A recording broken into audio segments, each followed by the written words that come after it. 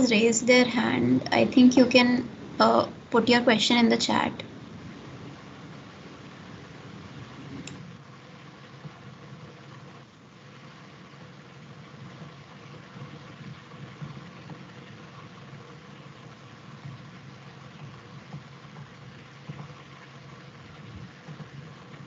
You can start, Pramit, you're live. Okay. Okay, so welcome everyone to the first workshop of the Summer of ML series organized by AMLC IIT Delhi. Today's session will be on linear algebra, probability, and statistics, and it will be taken by Pramit Das. I will introduce Pramit a little later. First, I will move on to the logistics of today's session and our entire series. So if you are watching on YouTube, there should be you should find all the links that I will talk about in the description, and you should also find the Q&A link in the chat as a pinned message. If you're on Teams, then I have put a message in the chat with all the links and the details, and I've also put it in the Summer of ML Workshops channel separately. Okay, so right, so three things that you have to be aware of. The first is that for question and answers, like if you have any questions for the speaker or logistical questions, we will use Slido for today's session. Slido is an app / website where, so if you click on this link, you'll be taken to a website which has 3 sections. In the Q&A section, you will be able to raise a question that you have. You will also be able to see questions that other people have asked and upvote them if you think that the question is good. So the way this will work is when the speaker takes questions, he will look at the question that has the most number of upvotes and try to answer that first. Okay. Second is we have prepared 4 to 5 questions for you guys, which we will take in the form of a quiz after the session. Yeah, so so that will be there in the poll section. And for you don't have to worry too much about that. Just right now, just know that it will be there in the poll section. And when we take the quiz, we will tell you to go to the poll section and attempt the question. The third thing is in the message you will find is our Discord link. So since this is going to be a month-long event, and we want to not just have interaction limited to these 1.5 hours workshops that we're having. If you are, say, after 2 or 3 days working on something from today's workshop and have some queries, or even have some general logistical queries, you can post them in our Discord server. So if you join, there are channels for each day's session, and you can post your queries for the respective session in that channel. Yeah, so that's our Discord server link. Then the last link that you will see is the link to the website for Summer of ML. And so this one is an important one. Okay, make sure that you check the agenda section of the website. So if you on the website, if you click on about in the navigation bar, and then you click on agenda, you will see details of each session with the date. There is a YouTube live link there as well, and the details of the session along with what is going to be covered. And I'm not sure how many of you have seen it, but we put up some prerequisite resources for today's session on the agenda side. So make sure that you look at the website and you look at the agenda section for details about this as well as other sessions. We will also be updating the code that we use today. So today Pramit will be using a Jupyter notebook to demonstrate, and we will put up the link to that Jupyter notebook on our website. Okay, so yeah, I think that covers it as far as logistics is concerned. If you have any more questions, then you can post them on Slido. Yeah, so someone has asked, will we have access to written Scratch or presentations used? Pramit, as far as I know, is going to be using a Jupyter notebook, and as I said, we're going to post the link to the Jupyter notebook after the session on our website in the agenda section. So, right, so just a second.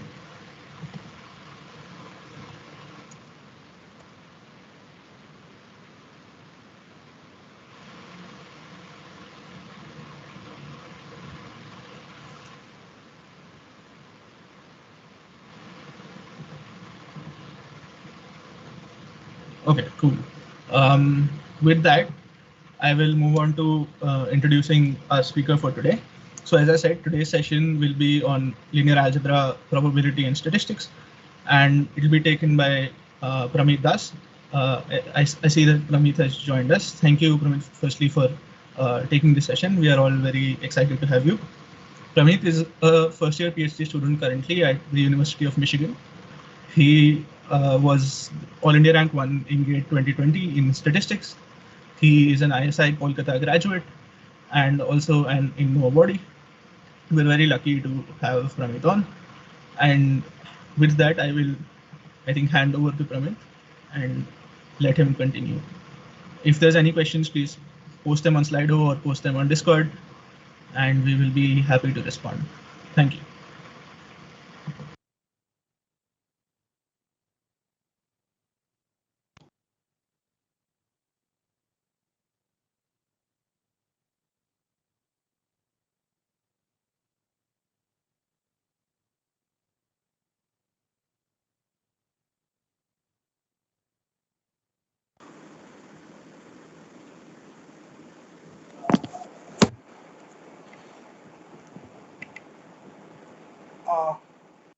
Hi, Amit.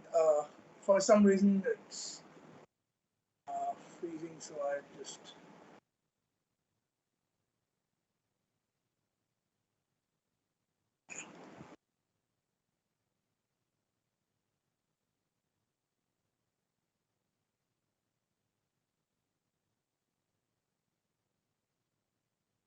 Hi. Am I audible now? Yes, you're audible. Yeah. Sorry. Sorry for the issue with the thing. So I think so I think I have joined from another account. Unmute me as well there. Yeah. Yeah. So I think I have joined from another account from it. So if you could unmute me. Yeah.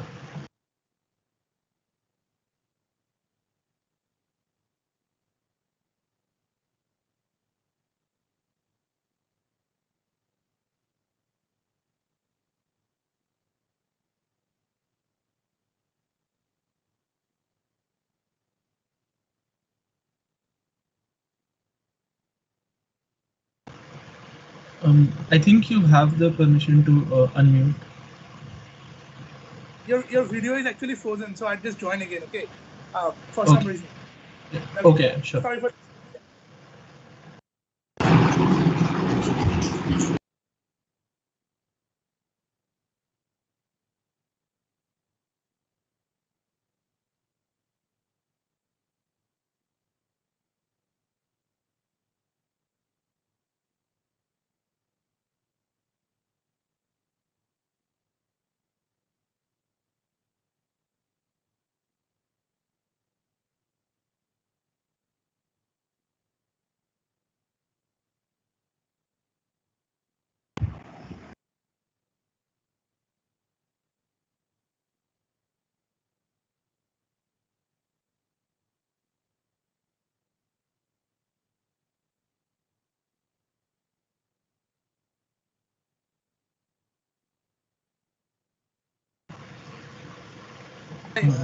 So, yeah, unmute me from the Pramit 23797.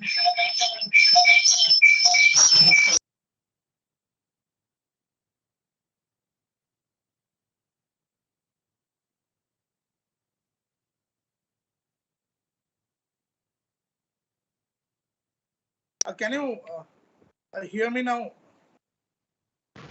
Yes, I can hear you. Yeah, okay. Okay, so this looks.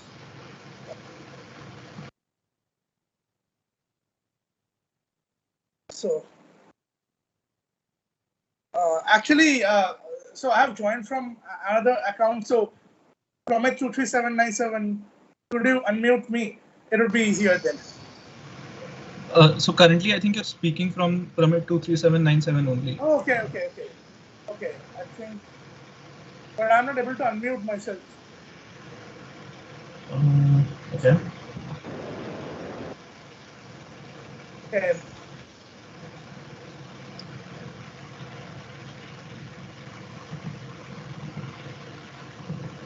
We can hear you fine. Like. Okay, so let me just start sharing the screen. Yeah.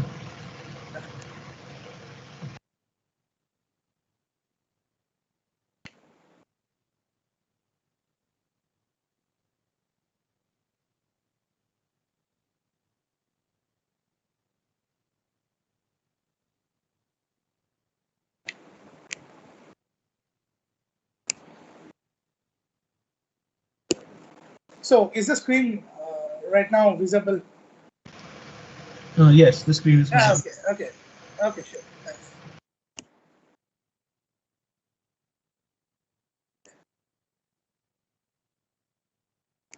So thank you so much for inviting me first. And so are you hearing any echo? No, I think it's fine. Yeah, it's fine. Okay, fine. So like first we shall start with thanks again for inviting me, and I'm glad to be here. So we'd first start with some eigenvalues. Sorry, just one thing. Can you put it in landscape mode? Yeah, sure. Yeah, thanks. Okay, sure.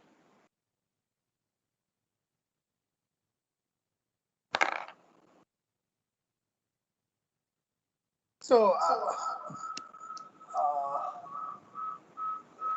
should only get rid of the audio. Give me a minute. This is some echoing for some weird. I'm sorry again. So you don't hear the echo now, right? Yeah, it's not there now. It was there just 2 minutes ago, but Yeah, okay. It's fine. So we have this about eigenvalues here. So I'll just start. So all of us know what are matrices, right? So matrices are just quantities of size m by n. So we have all done this in our high school days. So beyond, we have also seen determinants, I think, all of us.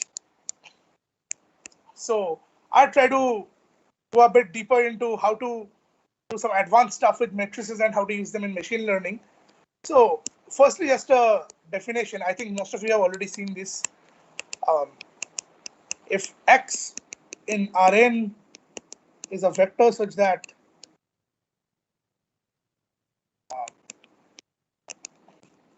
x equal to lambda x, lambda is a scalar, then you call lambda to be an eigenvalue of A, of course, and x to be an eigenvector corresponding to A. So is my audio coming? Yes, we can hear you. Yeah, sure. Okay, thanks. So there was some mess up with the earphone. Thanks. So once we have this, so we can do a lot of stuff with this actually. So how to actually find these eigenvalues? Quick thing we probably already all have seen. So we have to solve like determinant of A minus lambda equal to 0. This is the Kelly-Hamilton equation, if you might know.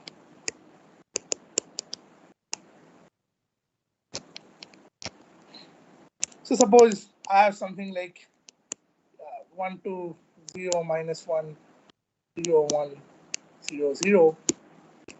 Then actually I have to solve this equation.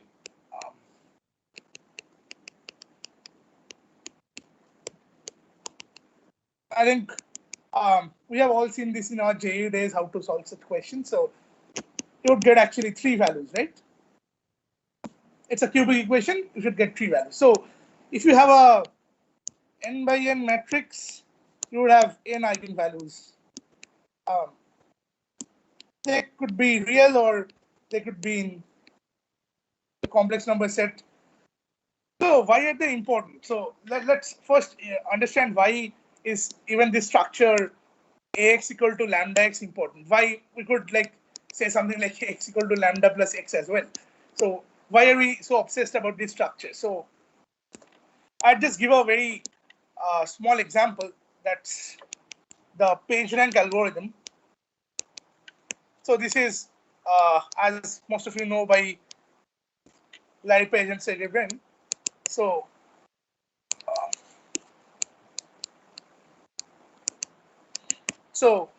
suppose we just see a very small version of it, because I'm not going into technical details. So let's suppose we have 3 websites, A, B, C, and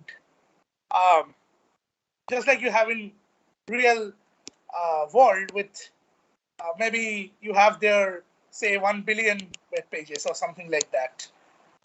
Let's just count a small model. So suppose from A there are 2 hyperlinks, one goes to B, one goes to C. From B there is just one hyperlink that goes to C, and from C there are 2 hyperlinks, one goes to B, one goes to A. So now you want to rank these pages. Okay. So how to rank these pages? This is sort of recursive in the way. So suppose A is the website of a very influential politician, okay, and B is the website of say some somebody's personal Facebook page, say like yours or mine, okay. So obviously a link coming from this page A is obviously not of the same value as a link coming from page B, right? So obviously the ranks are recursive. So it's kind of like who recommends you, like the value of your web page depends on that. Depends on the web page recommending you. So,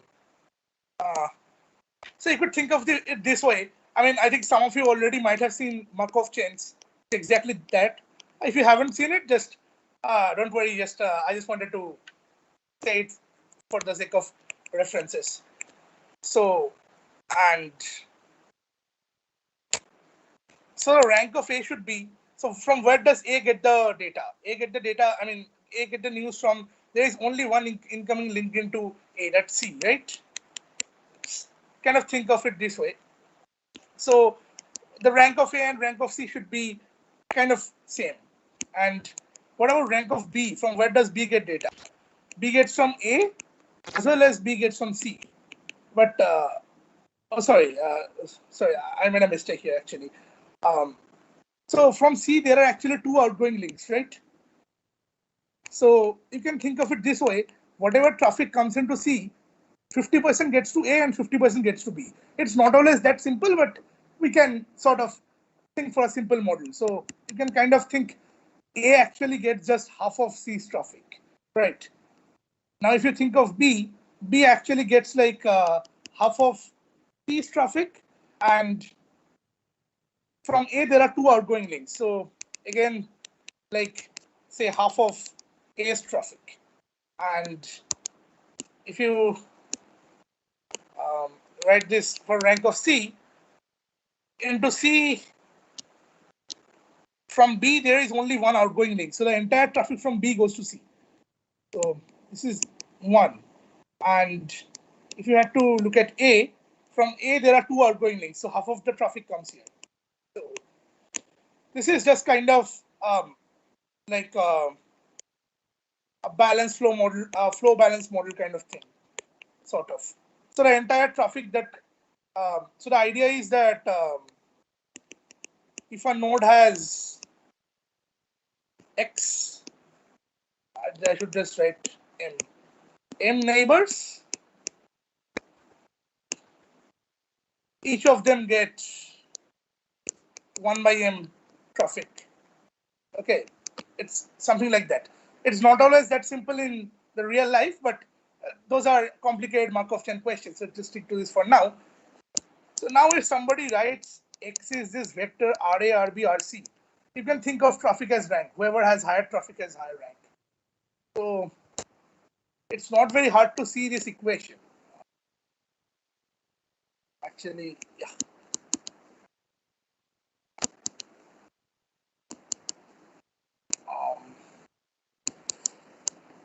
see, this is, you could actually write this. RARBRC is actually. So if you have any questions, feel free to put in the chat. So I'm monitoring the chat as well. So like one thing you should notice is all column sums are 1, because obviously this represents the entire traffic going out from A, entire traffic going out from B, like that. So all column sums would be 1. So obviously we could write this in a model like AX equal to X, right? If you call this matrix A, you can, so X is an eigenvalue of A.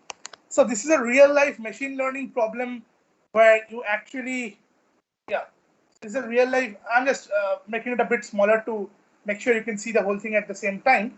So this is a real life machine learning problem where you are seeing the application of an eigenvalue. Okay. So this is a very popular kind of thing. You see it you see it every day in all sorts of network analytics problem and so on. Okay. All these stochastics problems, you see it. This Markov chain like setup. So I'm not going to Markov chains, but those who have taken some course in probability might be aware of it. So that's one application. So now you can actually find determinant of A minus I to be 0. So you can, sorry, not A minus, sorry, not this. So A minus I times X to be 0, and then you can try to solve X. But that's not a very efficient way. If A has size, say, maybe if you are searching about, say, Barack Obama, and you get maybe 100,000 results at the top, and you want to rank them. So if the size of A is 100,000 by 100,000, this is not a very good way to do it. So how do people do it? They do it recursively, like just start with arbitrary V, then go on computing this sequence V, AV, A square V, A cube V, and so on. So under some conditions, this A power n V sequence, say, converges to X. Then what should happen? This X should be a solution. Why? Because A power n plus 1 V is A times A power n V. And for large enough, if this converges, this happens under some good conditions. It's called, there is a Perron-Frobenius theorem in probability, but if anybody is interested, they can just look into it, but I'm just not going into it. So this thing means this is also approximately equal to X. This is also approximately equal to X. So this means AX is approximately equal to X. So you have an approximate solution. So this is a real life application of how to use eigenvalues. So there are a lot of, if you go to Larry Page and Sergey's actual thesis, you can probably see it. There are a lot more complicated stuff there, but this is a basic general idea that you should have. So do we have any questions from here? There are a few questions on Slido. If you can have a look at that. Yeah, actually, just I'm just having a hard time to locate the. Can you just tell me this where? Yeah, I'll send you the link. Slido. Yeah. Sorry, I just. So I've just sent the link in the chat. Slido.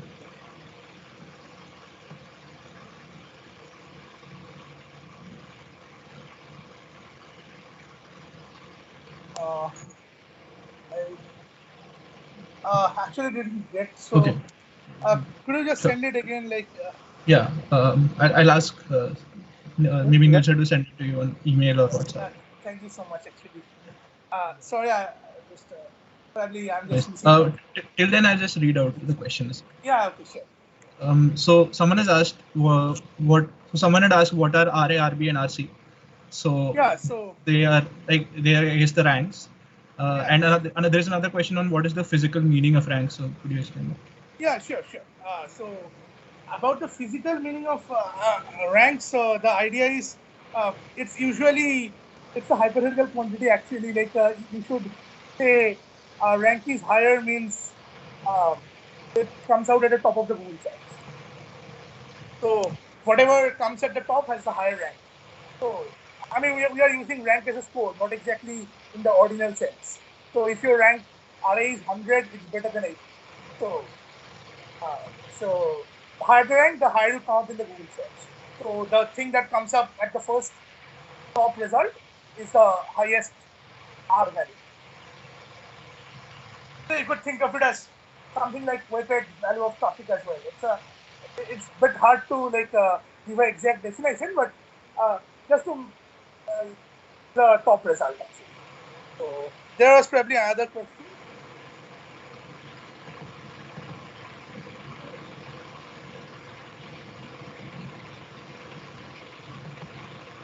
Hello. Yeah. So we've made the link to you also. Oh yeah. Okay, that's great. Then I can see. Yeah. Sorry, I was probably missing something. Yeah, no worries. Guests can't see the chat on MS Teams, so I guess that's the issue. Yeah. Okay. There's another question saying that they didn't get the last part that you talked about. Oh, AN sorry, plus 1 X is the eigenvector. X is the eigenvector. One is the eigenvalue. Sorry, that's a slip of tongue. Sorry. Yeah. Sorry. Thank you so much for pointing it out. Yeah. Sorry. Yeah, sure. So we can just. So I just answered the questions later as well. So is that fine? So. Yes. Sure. Yeah, sure. Okay, so we can go back to the presentation. So as we said, this AX approximately equal to X, this is an approximation. So you don't always need to get exact solutions. In machine learning, specifically in machine learning, you are always good to go with approximations. It's all about doing the computations fast.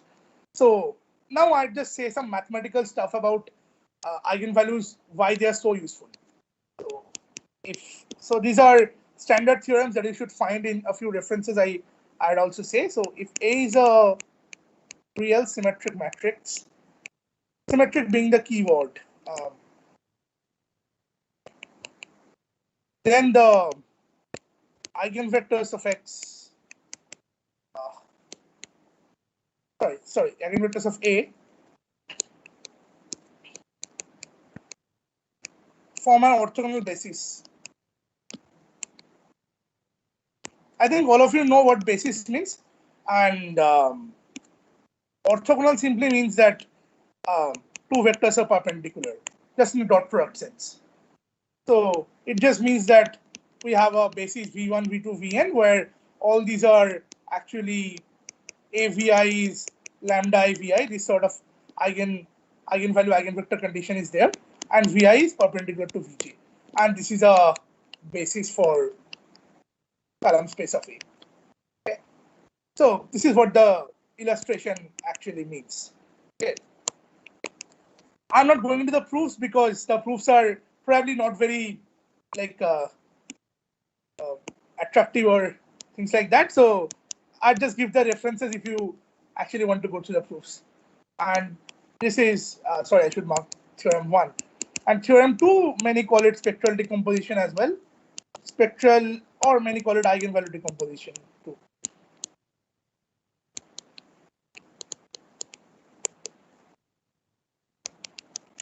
If A is symmetric, by the way, I'm assuming that A is a real matrix. Things change a bit if they are complex. There are complex valued entries, but let's not get there right now because most of the machine learning happens on real life data. So if A is symmetric, then you can express A as A equal to Q lambda Q transpose, where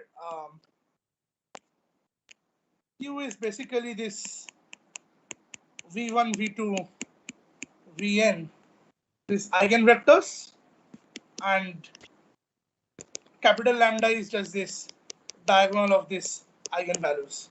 So these are very helpful form. You can, so you can actually write A as Q lambda Q transpose, where Q is obviously orthogonal because the columns themselves are orthogonal. As you see, we have already talked about it.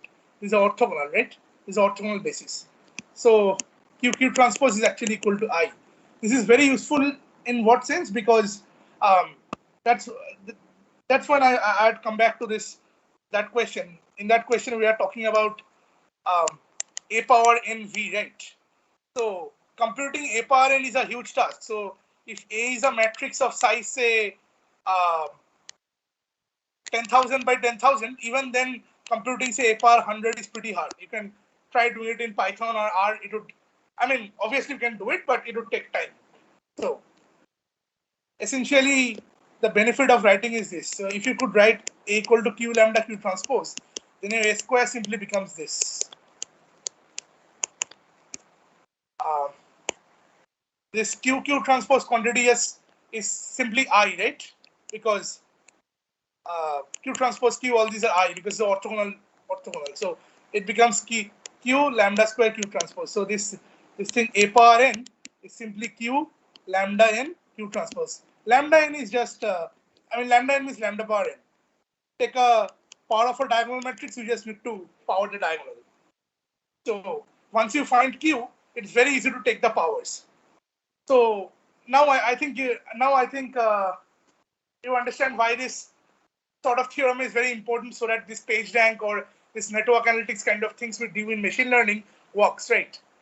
We shall also see the principal component analysis and those things, why they work, and so on.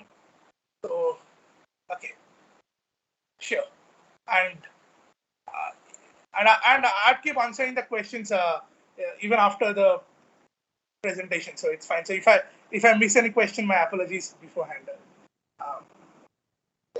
So I hope we could see a real life example why this theorem is important.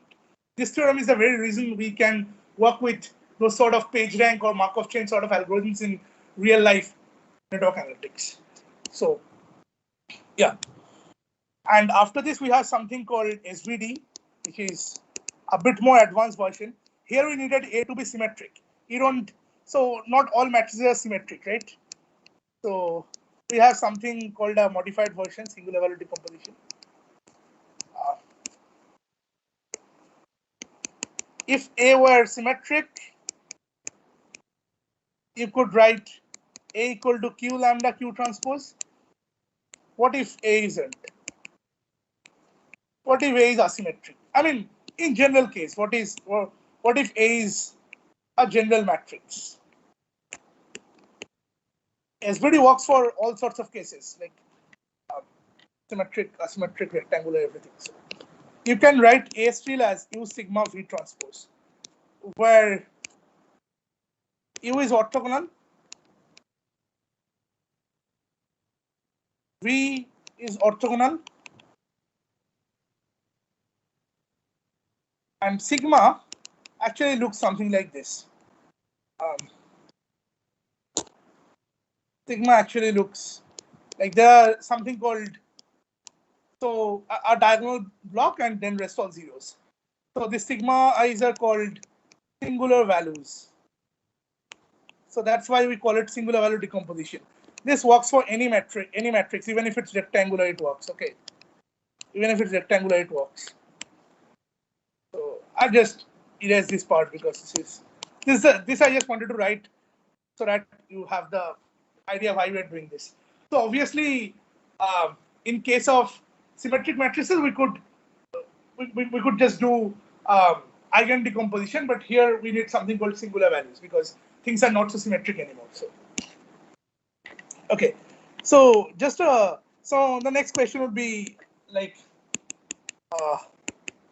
how to find the SVD. I mean, if you know A, how do you find U sigma V transpose these things? So I just first give a rough example how to compute it by hand, and then we can go to the Python thing. Okay. So if A is U sigma V transpose, your A transpose is V sigma U transpose.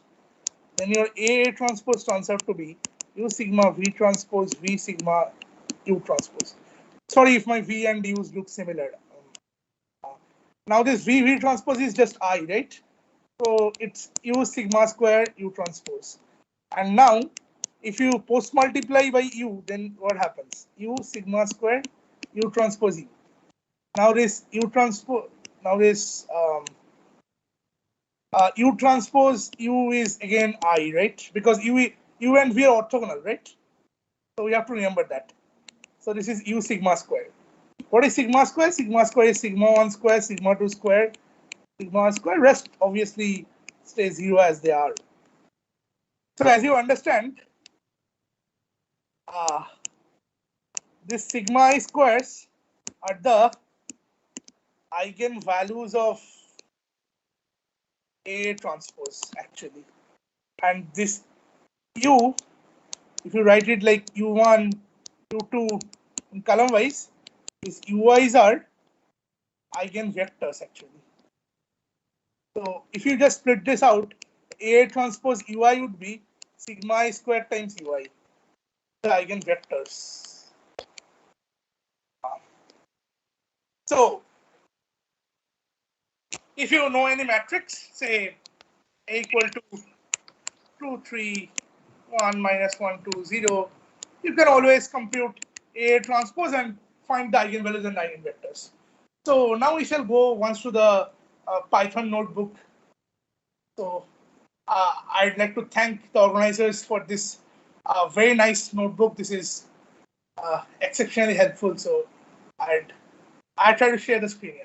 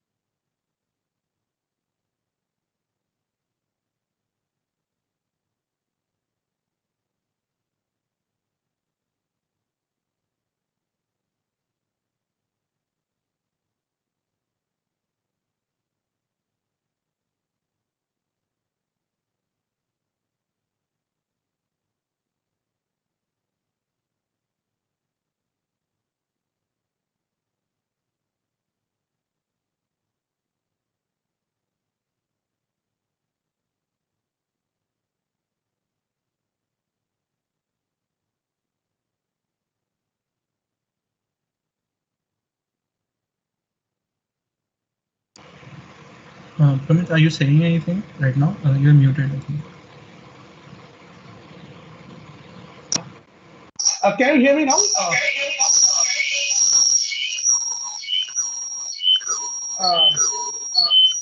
There is some sort of echo.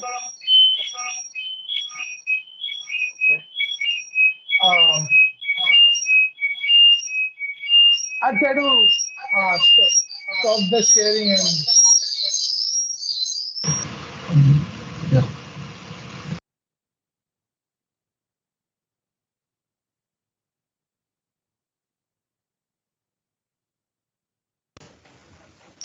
Am I audible now? There's echo. Yeah, I think there is some very weird echo actually. So give me a minute so that I can try to Someone rejoin the is conversation. trying to share your screen without including computer audio. I'll just rejoin.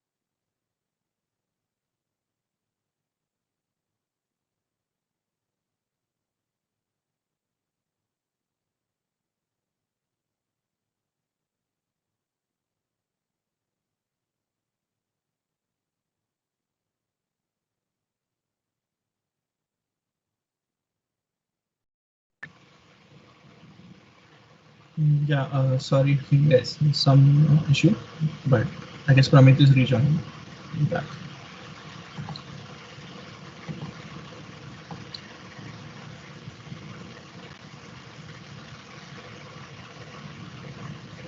In the meantime, I'll try to answer some questions. Okay, so will there be any coding? Yes, so as Pramit showed, there is a notebook that we have prepared, and Pramit will go to explain the notebook and will illustrate basically the concepts that he wants to through that notebook. We will also, there's another question, would we share the notebook? So as I said before, we will place the link to the notebook on our website. Please keep checking the agenda section of the website. We will update all resources there.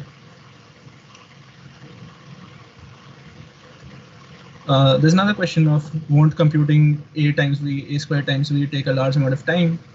As computing all of them takes a lot of time. So that is actually, I think, exactly the point that Pramit was trying to illustrate when he gave the Q lambda Q transpose theorem. So once you have decomposed the matrix like that, you don't need to keep multiplying matrices, right? If A is Q lambda Q transpose, then A square is just Q times lambda square times Q transpose, right? And what is lambda square? Since lambda is a diagonal matrix, so if you want to square a diagonal matrix, you just square the elements on the diagonal, and that gives you the square of the diagonal matrix. So that is why he said that we are able to do all of this A times V, A square times V because of the theorem, right? So we don't have to actually multiply matrices.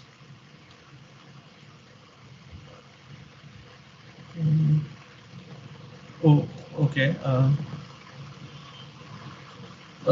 I Pramit is unmuted, is muted. I will try to fix this.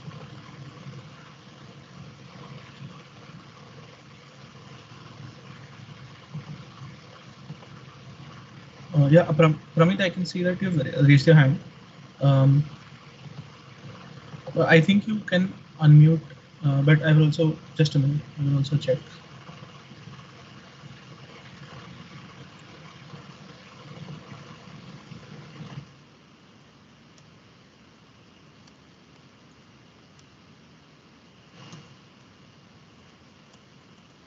I think one of your accounts is in the presenters, but the other one is in the attendees. So I will just move that into the presenters in just a minute.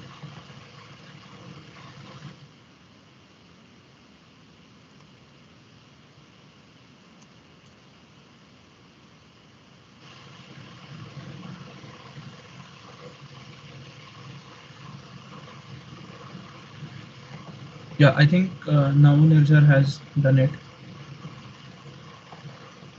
Can you try if it's working?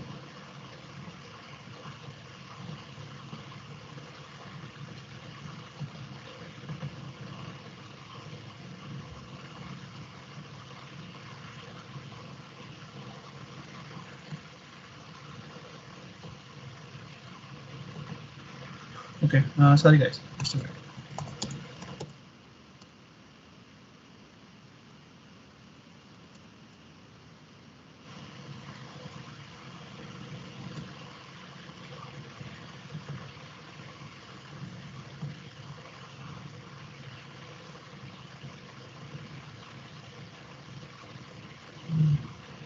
Okay, so both your accounts are muted. So I think, can you hear me now? Yes, we can hear you. Yeah, okay. And okay, so probably I think I need a screen sharing permission to share the notebook, I think. Okay, yeah, so I'll just ask Nirjar to do that. Yeah, sure.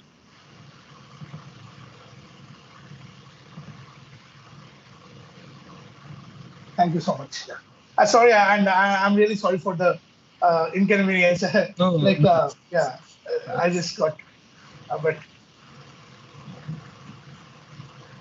we're used to technical glitches in our club events anyway.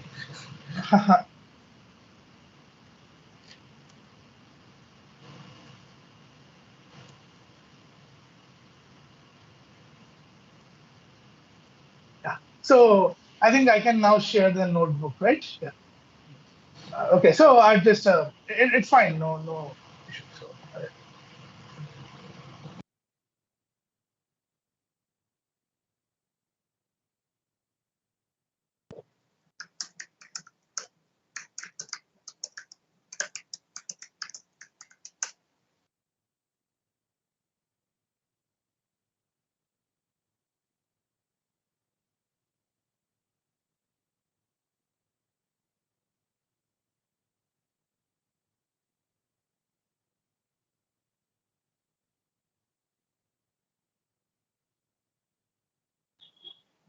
Yeah, thank you so much. Yeah. So I think yeah, I can share the probably. Just give me a minute. I think I'm able to share. Can you, is my audio working? I'm sorry. Yes, your audio is perfect. Yeah. Okay. And my apologies again for the inconvenience because. No, that's okay. So I think I have started like screen sharing once again. So.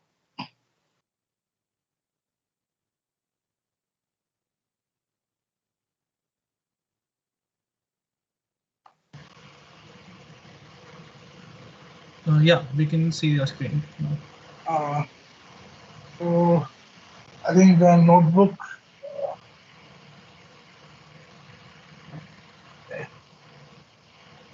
Notebook should be. Sorry, just a minute. Messing up some stuff.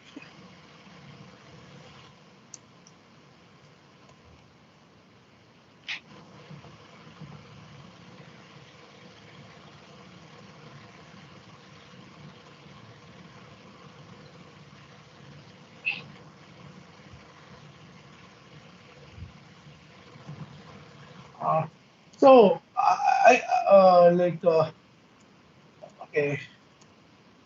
I think yeah. So I can open it from my tab.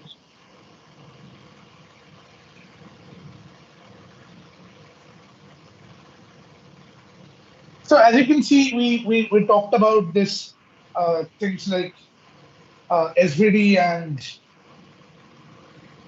this sort of things. Okay, this is.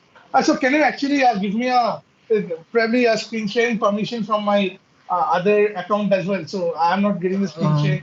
So it will be probably easier to present from the desktop and right here probably. Yeah, I think you should. Both of your accounts are now presenters, so I think you should have it. Can you check? Okay.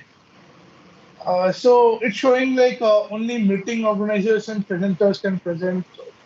Okay. Let me just try to. Yeah.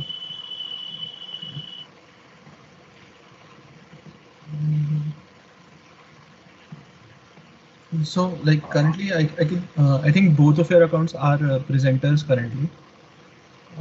Okay, I'm not sure why this is not giving the like sharing permission. Okay.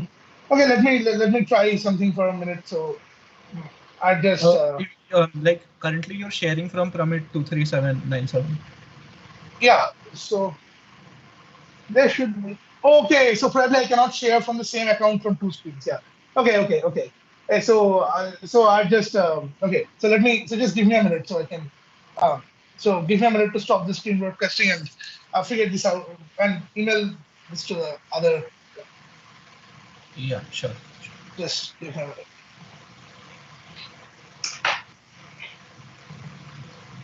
I'm sorry again for the. That's completely okay.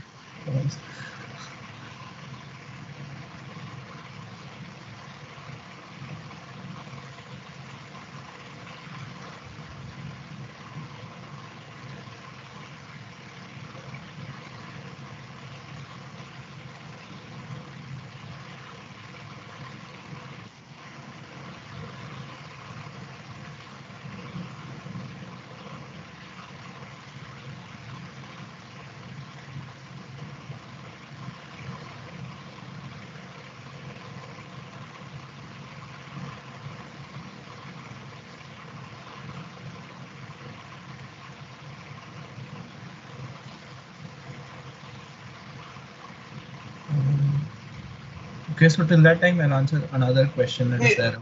Yeah, sure. Sorry.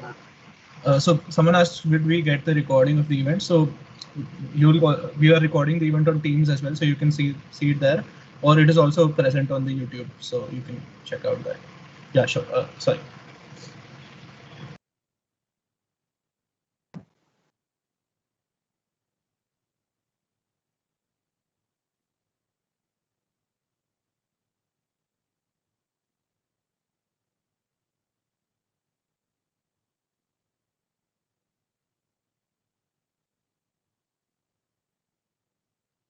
I think I have now been able to get it in collab. So let me just share the screen.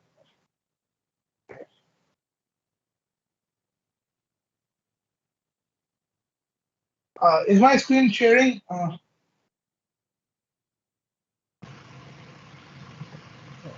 Okay, I get the screen sharing option now. Sorry, this is sorry. I'm more used to Zoom, so sorry. I'm just a bit fuzzy about how Teams works.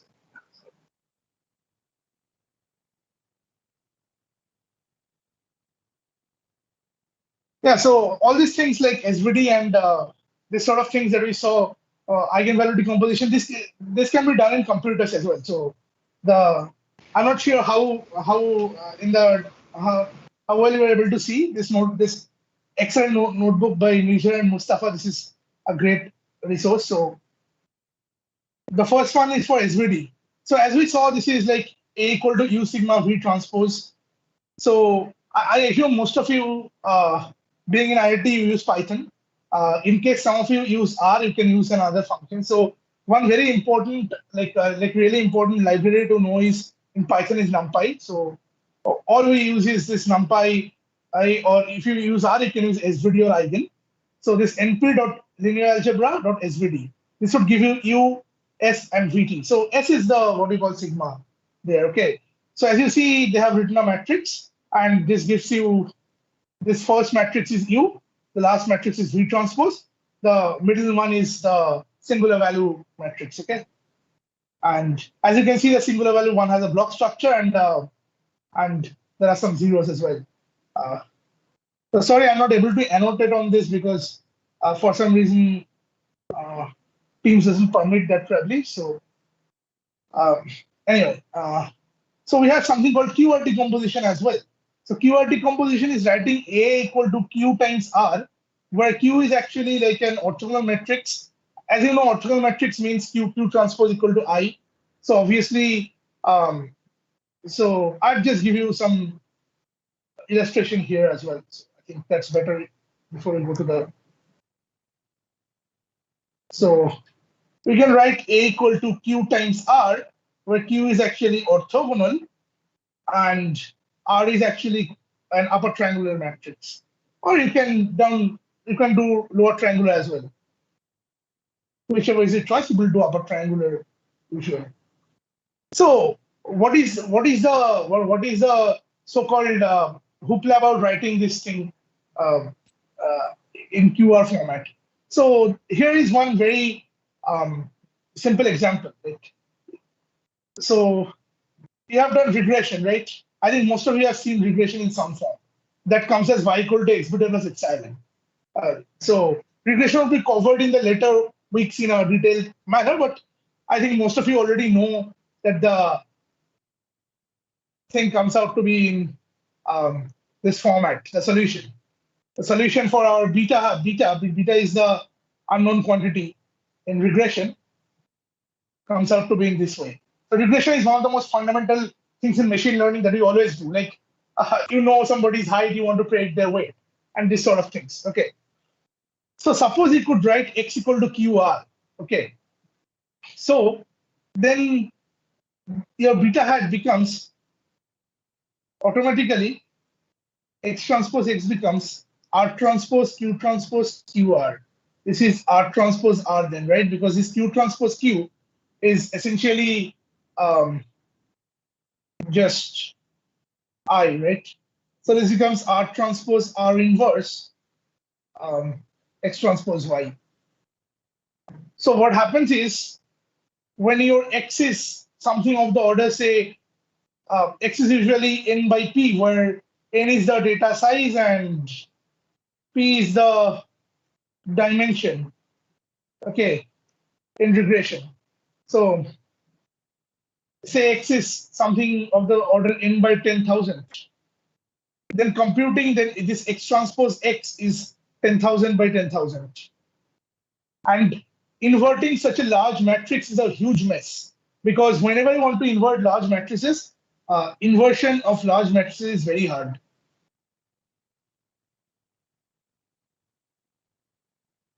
You would get some very small eigenvalues which would blow up to infinity when you take the inverse. Sometimes you get singularity and a lot of things. So that's a pretty hard thing. But if you can do this Qrt decomposition and use this R transpose R, since R is upper triangular, it's a lot easier to do. Okay, so this is one of the basic cases where when people have X is n by P and P is, when P is very high, say P is of the order, nowadays in this so-called big data era, you see some genetics data where P is maybe 1 million, something like that. In such cases, it's almost, and one of the most popular techniques in genetics is using this sort of regression models. Though nowadays we use a lot of neural networks and stuff, but genetics people still love regression. So yeah, instead of doing this X transpose X, it's a lot easier to do this R transpose R sort of thing, because R is just upper triangular. So you are multiplying one upper triangular matrix by a lower triangular matrix. You have a lot of zeros. So people usually love that. So if your R is like this, your R transpose is actually looking like this, right? So when you are multiplying, there are actually a lot of zeros. So that takes away half of the problems. Whenever there are a lot of zeros, those matrices are called sort of sparse matrices. Okay, so I'm just like throwing a few jargons around, because obviously there are some of you who would like to go about it in more detail. So you can see for references this very famous book, Elements of Statistical Learning by Tiff Shirani from Stanford. So this is one of the most fundamental books of this statistics and machine learning that you would see. Okay, so this is called Qrt decomposition. So in case we go to that, in case we, what did that?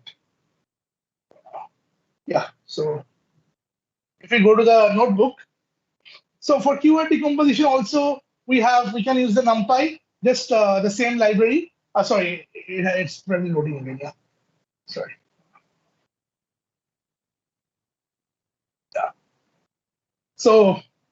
Yeah. So we have this np.linearalgebra library.qr. So it's a very simple command. You don't have to do anything by yourself. Okay, so that's the beauty of it. And if you want to use R, there's a library matrix, and you can use Qrt decomposition there as well. You can use all sorts of functions of this in R as well. So, but the results you get from R and Python are sometimes slightly different for very large matrices, because like at the core of them, the algorithms have some difference. So now I come back to principal component analysis. So often what happens is some data sets, I'd again go back to my, so nowadays we hear so much about this big data. So big data, so whenever we have a data set usually comes in a n by p format. Usually we have n rows, each row represents one instance, and usually we have p features. This is a standard machine learning language, right? Statisticians call it covariance, machine learners call it features.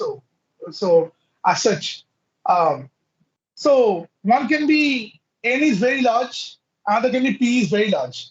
So what happens for principal component analysis is we deal with this case. P is very large. Okay. Suppose we have some data from genetics, from patients. Okay. This sort of data is very popular nowadays in healthcare-based artificial intelligence devices and so on and so forth. So such systems where you have, say, 100 patients. And for each of them, you have collected 100,000 features, some sort of genetic variables. So obviously here, n is less than p, right? Here, n is just 100 and p is just 100,000. So most of the traditional statistical features, traditional statistics usually deals with these cases. All the statistical inference, all the machine learning models that usually work well with n greater than p. Okay. So often what people try to do is, out of these 100,000 features, many would be very much correlated. Okay. If you have 1 lakh columns, there is a high chance a lot of them would have very high correlation because genetic variables are like that. And in most cases, most real-life data sets, when the P is large, there are correlations. You don't have to go to genetics also. If you see simple height, weight, that sort of height, weight, income, neighborhood, that sort of data, then height and weight would have some sort of correlation. Income and neighborhood would have some sort of correlation. Okay, and those sort of things. So what happens is we calculate this variance covariance matrix. I think many of you have already heard about it in some statistics class or probability class. We call it sigma. The sample one. This is a sample version. This is xi minus x bar, xi minus x bar transpose. Xi means the ith patient, okay? And x bar is obviously the average. So some people use 1 by n, some people use 1 by n minus 1. I'm just using 1 by n minus 1 here. So now, what is the dimension of this? The sigma would be p by p if you think about it. Okay. So now if p is, say, 100,000, then your sigma is a huge matrix, right? You cannot make any information out of it. Reading out information from such a space is very hard. So what you do is you do an SVD. So whenever you need to do a dimension reduction, okay, you do an SVD. That's a standard technique throughout the fields, be it machine learning, be it your signal processing or anything. Okay, SVD or image processing, everywhere. You want to reduce size, do an SVD. So that's a kind of basic thumb rule sort of thing. You want to reduce the size of an image, do an SVD. If you want to reduce the size of a video from 4K to maybe 720p, do an SVD. Those sort of SVDs are sort of different, but okay. To get back to the basics. So let's write sigma as q lambda q transpose. Sigma is a symmetric matrix. Obviously, because sigma ij is covariance of the ith covariate and jth covariate, right? That's symmetric. Variance covariance matrices are symmetric. So once you write that, this would be, so usually lambda is like this, right? Lambda 1, lambda 2, let's say lambda p. Now what happens usually is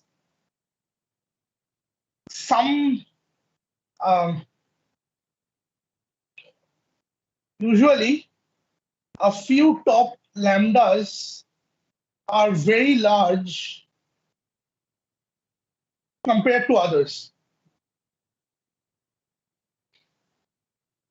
So in many real-life data set examples, you would see maybe the data has size 10,000, okay, but maybe just 100, just the first 100 lambdas are pretty large. So essentially, if you take I components, you can explain actually this much part of variance. Summation lambda I'd say k. I'm not going into detailed mathematical derivations because those are sort of intricate details. So in many cases, what happens is it's called a scree plot. many from machine learning classes would have heard it. So some of the lambdas are very much larger to others. So often, like what happens is just taking maybe top 10% lambda is explain 90% variance. I mean, these are not any thumb rules. This depends from dataset to dataset, but yeah, this is the percent of explained variance. So there is a variance in the data, right? And the variance can come from many directions, p directions actually. But you are seeing which directions is the most important.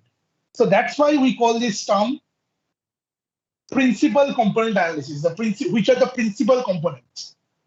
Okay, in which direction can I go to find the largest variance? I mean, not the largest variance. I mean, to explain the most variance. Okay, so your XO is n by p, your Q is p by p. Now, if you just write Q as Q1, Q2 up to Qp, the columns, and you maybe take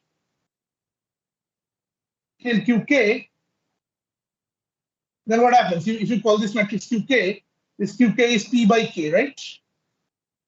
So if you do a xqk, then this is your n by k. Previously, your matrix was like this, n by 1 lakh. Now your matrix is like this. This was your original data x. Okay, just assume x to be centered. Okay. Assume that x is already centered. I mean, you have already subtracted the means and stuff like that, because otherwise this centering would cause some problems. But so from a very fat matrix, we call these fat matrices in machine learning, you can bring it to a very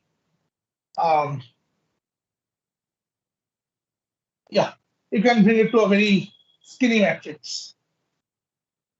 And if you are, and how to choose k, there are no thumb rules for choosing k. People usually choose k so that 90% variance is explained. So I summation lambda I from 1 to k by summation lambda I from 1 to p is greater than or equal to 0.9. Usually people choose k in such way. You just draw the scree plot. So Python R both has scree plot functions, and you can. So I'll just check the chat link if there are any questions about this.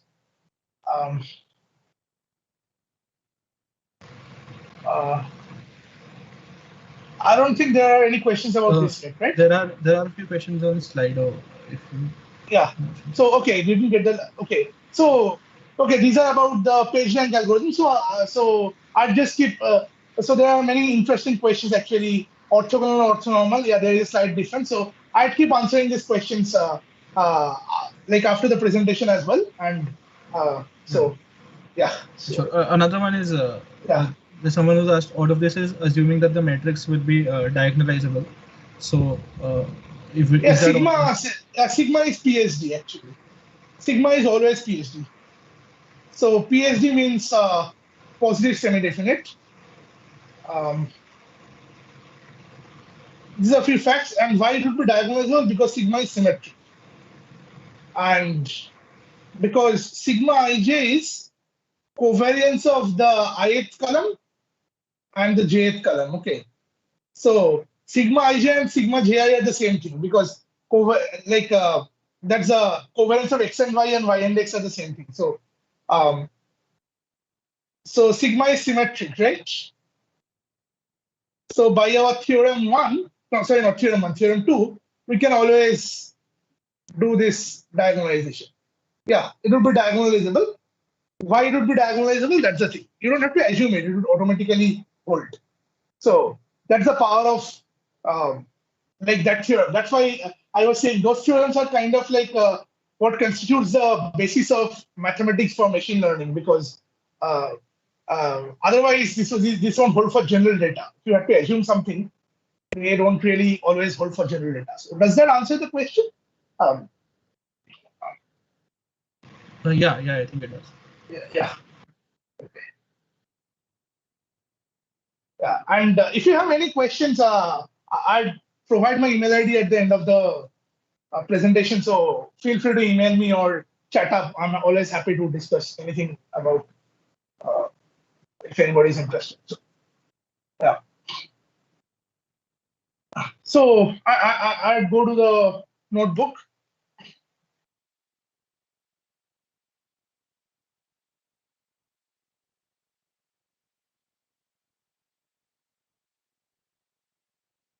So as Nijor and Mustafa has given a very nice description that PCA is a very popular dimension reduction tool, actually. So as we saw, we can bring a very fat matrix with dimension 1 lakh to a very skinny matrix and such things like that. So this is the code for it. So as we saw, you have to calculate the covariance matrix and then get the eigenvectors and projections so that x times qk is actually projection. So when you are multiplying, it's just a projection actually. So you have to use the numpy thing again, and this is the centering part, the second block. A minus mean, this is the centering part. Third, you have to do the covariance. And for eigen decomposition, you have to use the linear algebra package again, and you have to, sorry, not package library actually, np.linearalgebra.eig. And you can actually use sklearn as well. Okay, so you have just a inbuilt PCA function there. And if you want to use R, I just put up a few things there. Visualization. You can use matplotlib for the visualization. As you see, they have reduced the data to 2 dimensions. So often when you have like large data, like when you are working for a company, you have some large data which you have a dimension 100 or something which you have collected from customers, but you have to explain something to the management and you have to give a lucid visual representation. Then these sort of things are very useful. Or if you are doing some sort of high dimensional clustering where you don't actually know whether patients with cancer and patients without cancer have certain genetic variables different, then you can try to always visualize, and you need to bring to lower dimensions because obviously you cannot visualize R power 100 because we cannot see beyond 3D. So we have to bring it to PCA, or there are other popular tools. I've just put in the notebook as well if somebody is interested. So there are other tools like TSNE, or I think they would share it with you later, with TSNE or things like that as well. And there is something called spectral embedding as well, which uses eigenvalues. Okay. So there is a very active research area right now called TDA, Topological Data Analysis, which tries to analyze the shape. So PCA just tries to look at it's a projection into, like, as you saw, it's just, PCA is just multiplying by a matrix, right? If you look at it, it's just multiplying by a matrix. So it's a linear dimension reduction. So if somebody is interested in more complicated data sets, there are some other references. Manifold learning, people do it a lot nowadays to reduce dimension. There is something called spectral embedding. I think many of you already have done spectral clustering, so you already know this. And there is something called TSNE, which is a nonlinear technique. So these things are, if somebody is interested, just a quick wiki search or anything you can read from archive as well. There are many papers on these things. So these are all dimension reduction techniques. And obviously PCA, though it's very simplistic, it's still the #1 choice for many things. It's still the #1 choice because of simplicity. Occam's razor works very well in machine learning. Very simple techniques such as regression or PCA, which are sort of outdated nowadays, work very well on varied data sets. If you're working in a company, you're using large neural networks, still the basic baseline is always looking at what a very simple model can do. So this sort of things are still very important. And okay, and I think after this, we go to the next section. That's probability theory, I think.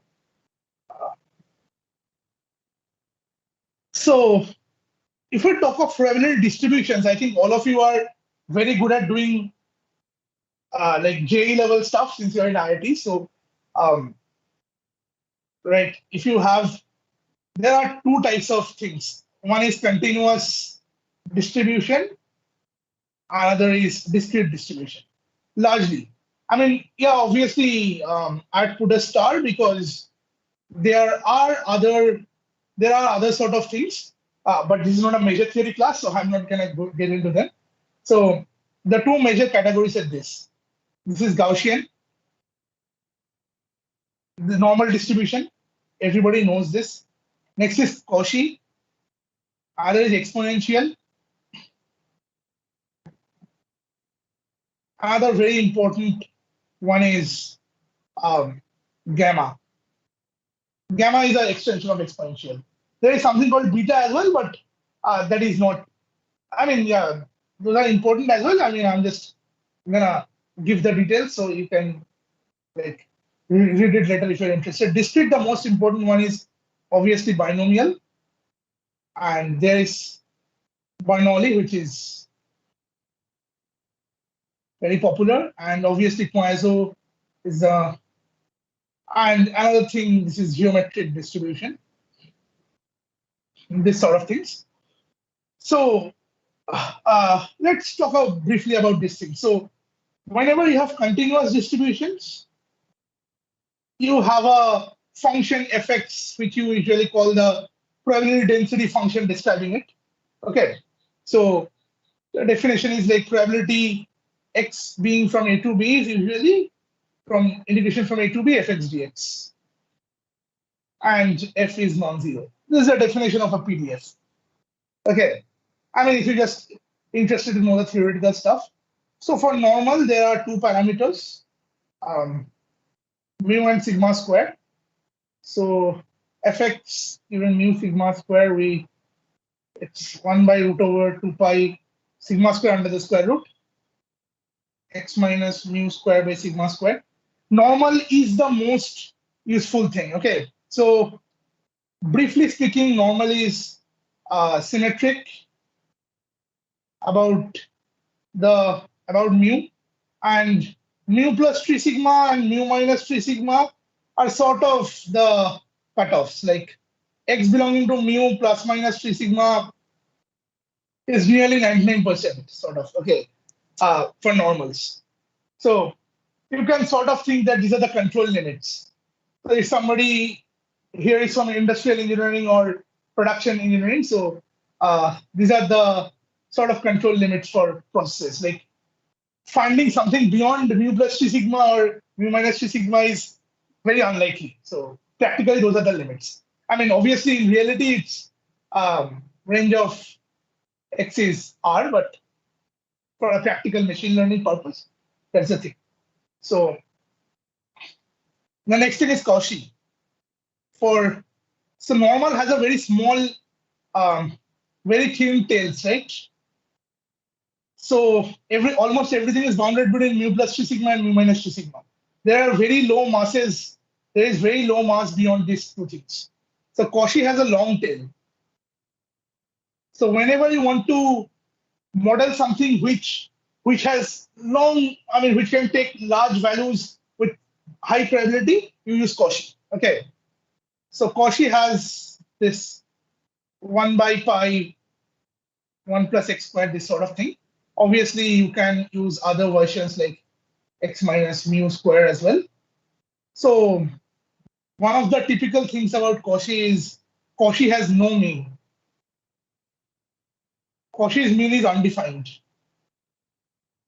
I'm not exactly going into explaining why this is, but if any of you are interested, you can read up Feller or any other statistics textbook to see why Cauchy has no mean. So if you are actually leveling using some data where which sort of has very long tails and the mean is not very, there are some very high values in the positive end as well as very high values in the negative end or something like that.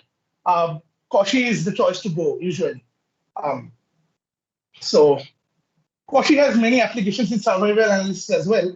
If some of you go to healthcare statistics kind of stuff, and exponential is obviously the most popular one, and obviously this is fx equal to lambda e power minus lambda x sort of thing, and obviously the mean of exponential is 1 by lambda. Okay, some people call lambda as the rate as well. Okay, so this graph is obviously like as it should be.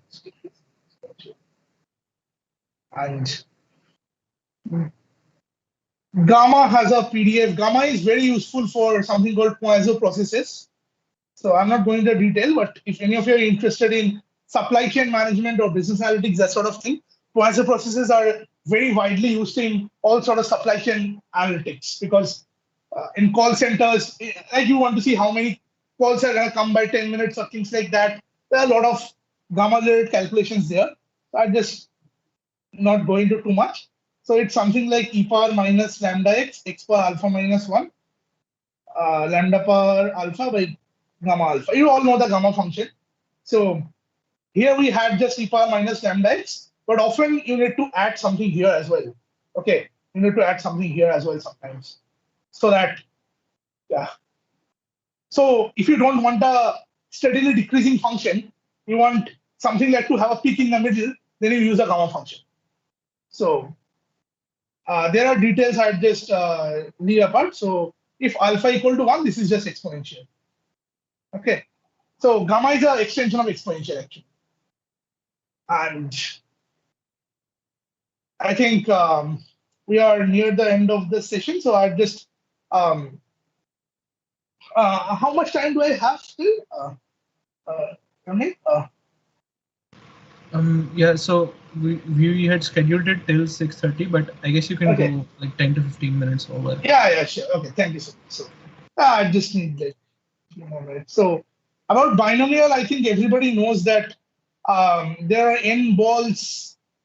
Sorry, not necessarily balls. I'm just in terms of trials. There are n trials. P is the probability of success, and probability of successes being equal to x is NCX, p raised to x1 minus p raised to n minus x. This is binomial. I think everybody knows. What is Bernoulli? Bernoulli is just n equal to 1 binomial, right? It's just binomial 1p. So there is just x probability x belongs to either 0 or 1. Probability x equal to 1 equal to p. Probability x equal to 0 is 1 minus. So it's either a success or it's like a head or tail. Okay. So binomial is just a sum of Bernoullis, as you can understand.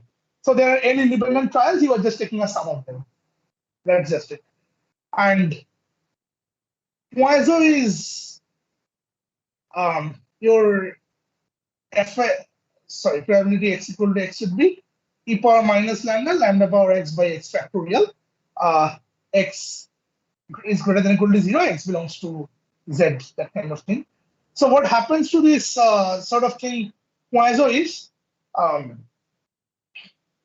it actually goes up and then down. So Poisson is kind of like it falls very, very quickly. So when you want to model rare events, say you want to count the number of accidents on Hodge cars in a day, okay? Obviously, there won't be very large values. Okay, I mean, so obviously one day 100 accidents don't occur in Hodge cars. Okay, so obviously if you want to do rare events, so this is the thing that you should look for, modeling rare events. Okay, and the next thing is something called naive Bayes. I think all of you know Bayes rule. So, so suppose you have a data X, which is of the size n by p, okay? So there are p features. Okay. Maybe this could be discrete features like or continuous. Maybe you could think of it. Let's first do discrete first. Okay, so let's just say p is free. So we have gender, we have race, and we have nationality. So this is discrete, let's just say. Okay.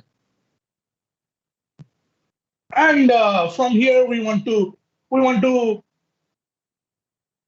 like put the persons in k many classes, C1, C2, Ck. Okay. So what happens is probability. We look at the posterior probabilities. Okay. Posterior means what? Like given something. The conditional probability. So probability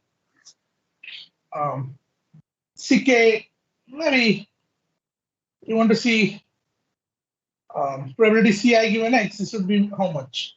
Probability x given Ci into PCI by summation. This is, I think, everybody remembers from their JU days. This is the famous Bayes theorem, right? So now your x is actually p-dimensional. So suppose x is exponential to xp. So the naive assumption, why we call it naive, this naive assumption is given Ci, given Ci, x1, x2, xp are independent. We are not saying x1, x2, x are independent. We are saying given Ci, those things are independent. They are two different statements. If you really see. So probability x below. So PCI is how much? This is the probability pi I. This is the, like, obviously you know PCI. PCI is approximated by number of elements in class I by n. So maybe you know the training data. This is your new test sample. You know PCI, and you have to do this Px given Ci. So this is, so in that case, under this assumption, what happens? This becomes probability xj given Ci, right? Since they're independent, this probability splits up. This splitting up is not always a good assumption, but works fantastic in many cases.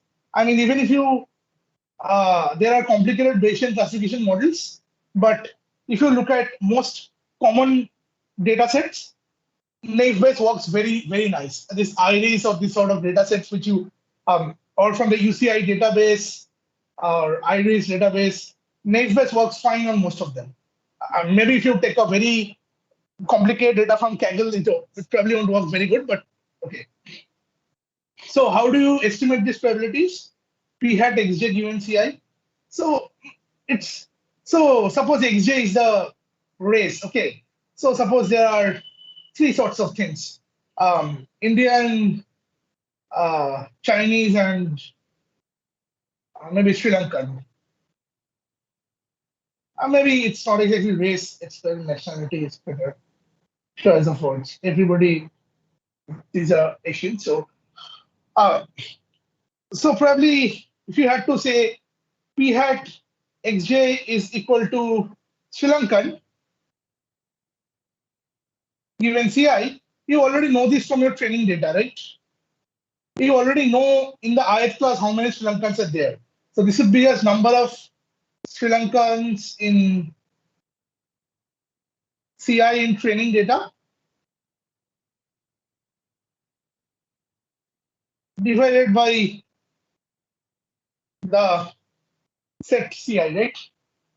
You can, so this is sort of called naive Bayes. So just to understand, so what we do is we calculate this posterior probability. So suppose there are three classes, C1, C2, C3. We compute these three probabilities.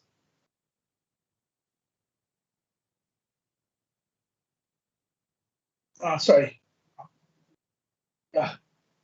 We compute these three probabilities. I'm like, can you still see my screen? I think it's stuck or something. Yeah, we can see. Currently, it's on naive assumption on that slide. Yeah. So you can see my annotations. Okay, right? Yes. Yeah. Okay. For some reason, my video is so. So suppose we find that PC1 given x is 40%, PC2 given x is 67%, and PC3 given x is 72%. We assign X to C3. Okay, so this is how we use this machine learning classifier. So the main idea is like this equation. So this probability splitting up is the main thing. So, but when you don't have to do all of this, you can actually, can you see the notebook? I think it's lagging in some way. There was Google Colab notebook, yeah.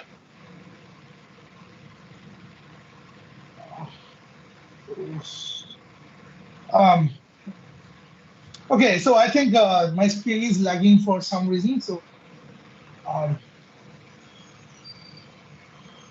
okay. Okay. Okay. Where did the notebook? Okay. Anyway, so I just so there is an example that I'd like to show. So just let me just give me just give me a minute to share because my screen is sort of. I'll send a link in the chat to the notebook. Yeah, okay. You can just send a link to the chat in the notebook then. I sent a collab link. Yeah. So as you can see, so this notebook by Nirjar and Mustafa has a data where there are features. So we have an outlook which is sunny or rain or overcast. There is temperature, humidity. All these are discrete variables. So we want to predict whether a cricket match should be played or not. So we have the data set as you saw, and we have the training data, whether the matches were played or not. Now you partition it into train and test set, and you use the naive Bayes. So naive Bayes has a inbuilt written algorithm in R, and you can actually, yeah. So I think they have implemented it from scratch, I think. They did it from scratch using the formula that I wrote, but there are other like ways you can do it. And there is a IRIS, which is the classic machine learning data set that you see. This IRIS has actually 150 flowers. Each of them is Setosa, Virginica, or there is another class. I am forgetting. Versicolor, yeah. So there are actually, I think, four features. I think petal length, petal width, sepal width, and there is something else. Okay, there are 4. So you can use all these classifiers here. So this is a great training tool. You can see it. And even with something as simple as naive Bayes, you have got an accuracy like 85%, which is very good actually, because if you have seen IRIS, there are two overlapping clusters. If you have actually seen IRIS dataset visualized, there are 2 overlapping clusters. So that was sort of my presentation, and I'd like to thank you once again for being here, and the organizers, thank you very much for inviting me. And if you have any questions, I'm happy to take them.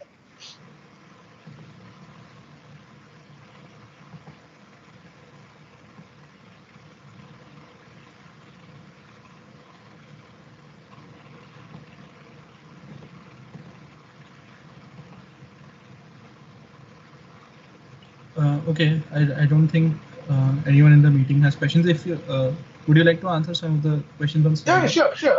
I'd like to answer the question. So yeah, the first one, X would be the eigenvector, so it's not eigenvalue. I'm sorry for the slip of my tongue, and thanks for pointing it out. And okay, the an plus 1 x equal to an x, that kind of thing. So I'll just go back to the.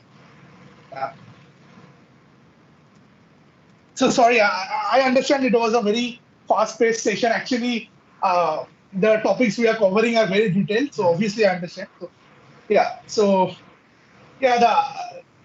so exactly what I was saying is like when you want to find the solution of ax equal to x, one thing you can do is you can write this equation out and try to solve the linear equations.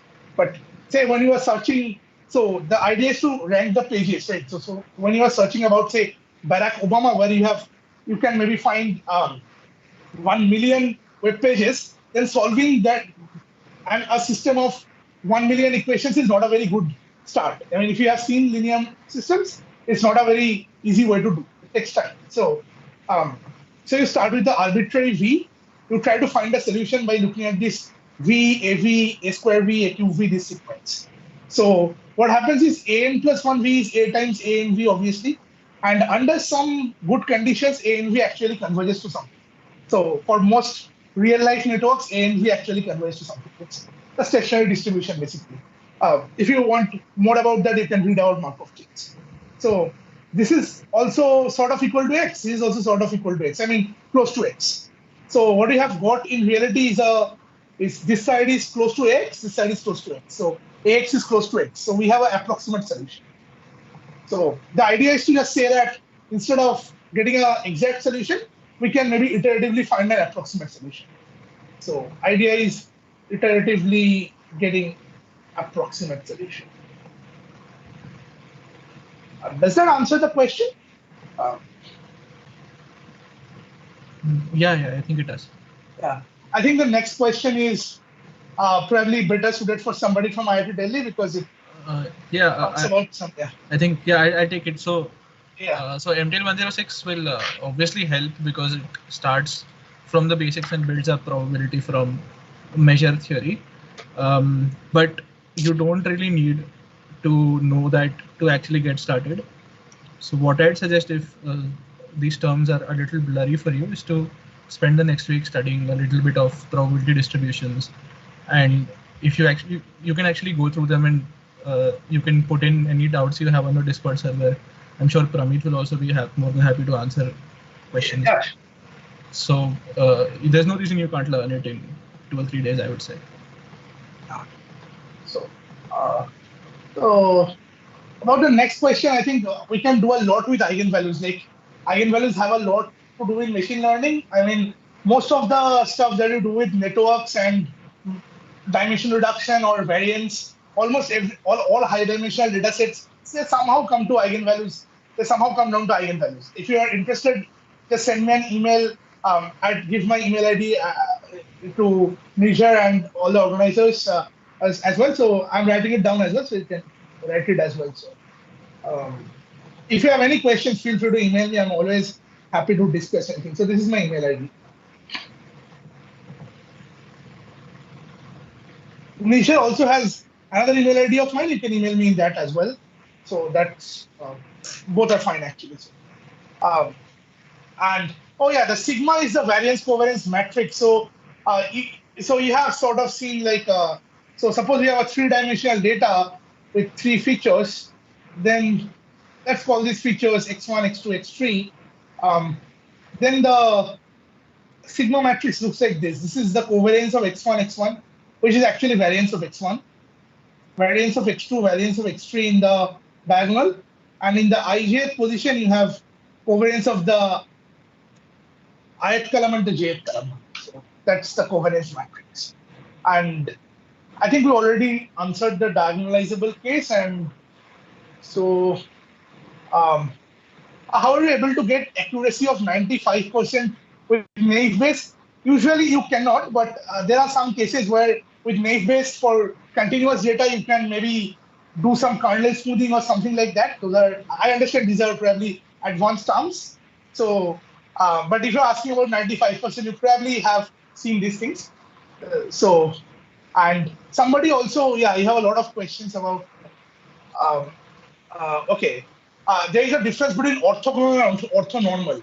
So orthogonal means a set being orthogonal, V1, V2, Vn means this Vi perpendicular to Vj for all I not equal to j.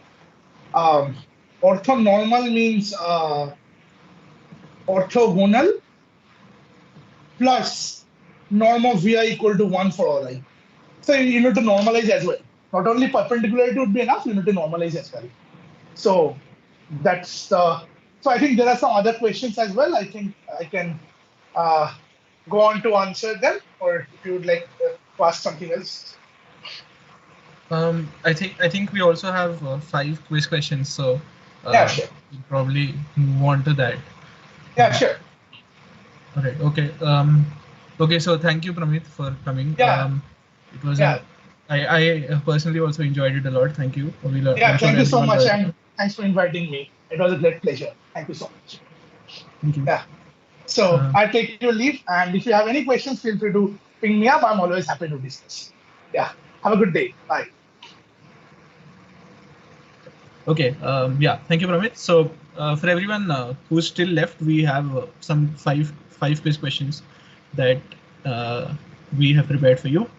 So if you'd like to do that, I think Yashashvi, you can put up the first question. Just before we start, on Slido, you can go to the polls section, and you will see the first question there in a couple of minutes.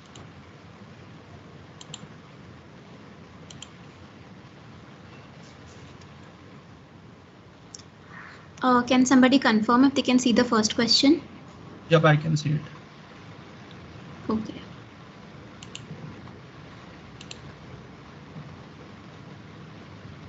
I'll wait for 2 minutes on this question so that everybody can answer, and then we'll move on to the next.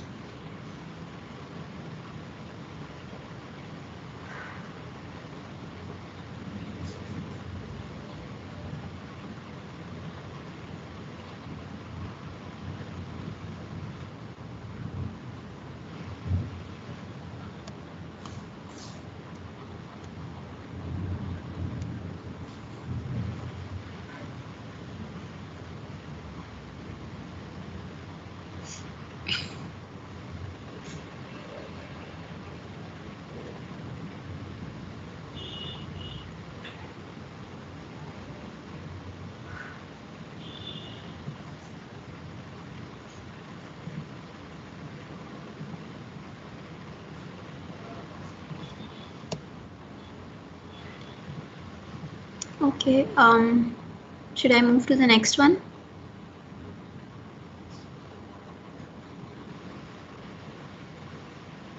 Yeah, I think you can move on.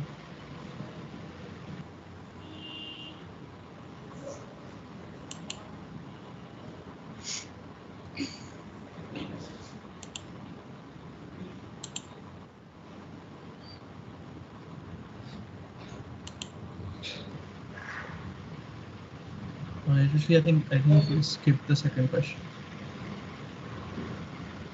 Okay. I can see the answer. For the third one also, I can see the answer. Oh. Is that because like you had attempted it earlier? No, it's saying you didn't vote. Hurry up next time. Okay.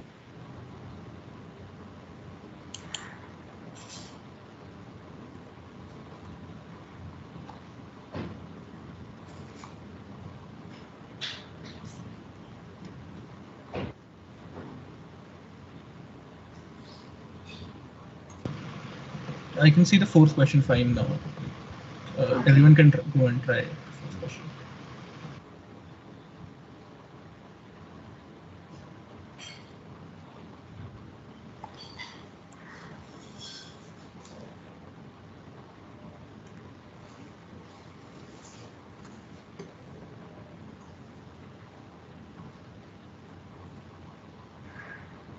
This one is a multi-choice question, multi-correct.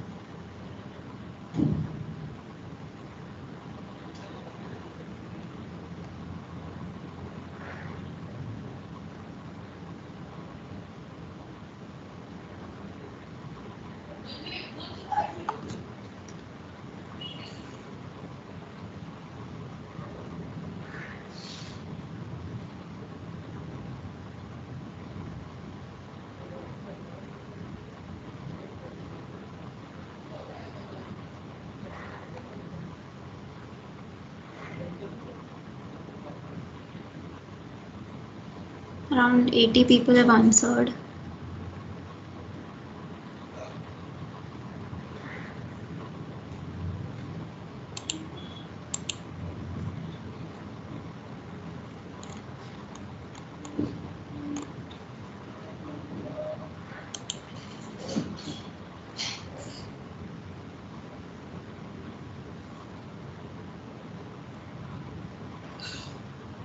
Okay, I think everyone has answered. I'll move to the next one.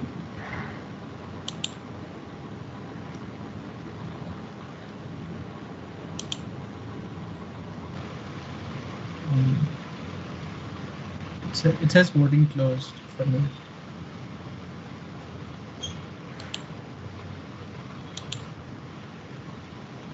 Yeah.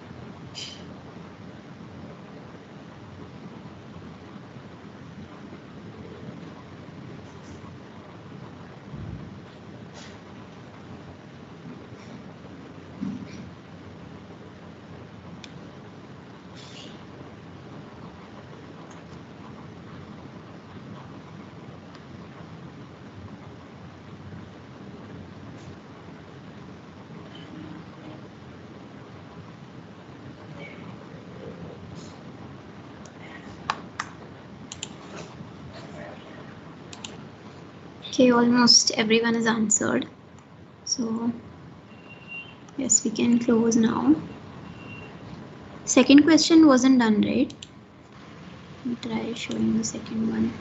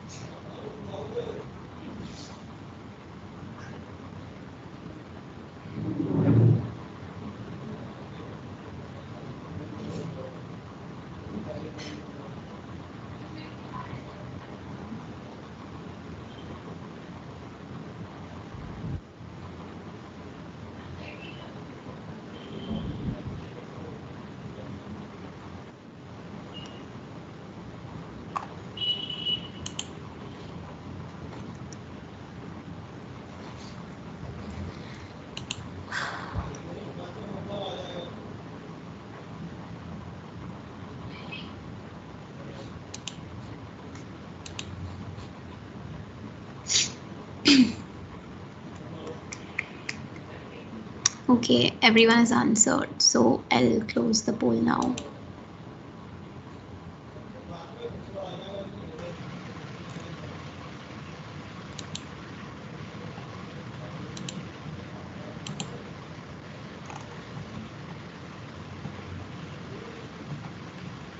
Okay, cool. So with this we'll end. And I'd just like to say a couple of things. Firstly, so we have a session tomorrow as well, and we have a session then on 22nd and on 23rd. So please the only thing that we want is that you check the website, the agenda section, because we will post some prerequisite materials there for the next sessions. So to make sure that you understand that you actually get something out of these workshops, you will need to do some reading before you come to the sessions. The second thing is for all the IIT Delhi freshers that are here, we will have a hackathon in the third week from 24th to 31st. So that week, and that hackathon will also that will play a major part in the recruitment process that we will have for incoming freshers, for you guys, for the outgoing first years. So yeah, so just wanted to say that keep an eye out for the hackathon details. Yashasvi has posted a list of top 5 performers. Congratulations. Yeah, I think that's it. Thank you so much for joining us today. Keep an eye on website, keep an eye on Discord, and any questions or doubts, please post on Teams or post on Discord, wherever is comfortable. And I'll end the meeting right now. Okay, thank you guys.